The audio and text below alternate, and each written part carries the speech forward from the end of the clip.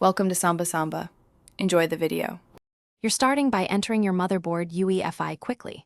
First, confirm Windows is running in UEFI mode and the disk is GPT. Secure boot needs that. Once done, backup important data and note any BIOS passwords. Next, reboot into Advanced Startup via Settings Update and Security Recovery Restart Now, then troubleshoot Advanced Options UEFI firmware settings.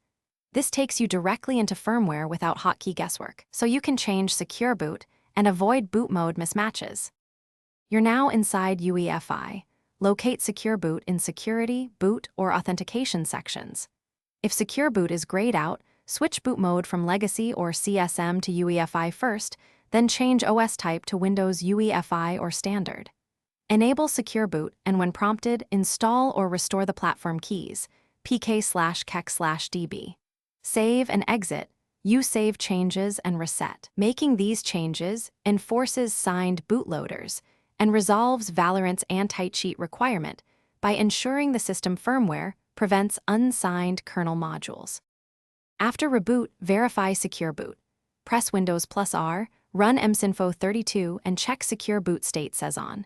Then update chipset drivers, Windows, and Riot Vanguard. Reinstall Vanguard if Valorant still errors. If the game still blocks, return to UEFI and reinstall factory Secure Boot keys or clear and enroll keys again. Sometimes leftover custom keys break verification. Finally, ensure the disk remains GPT and UEFI is active. If problems persist, note error codes and temporarily disable BitLocker before retrying key enrollment. Thanks for watching. Consider subscribing if we helped you.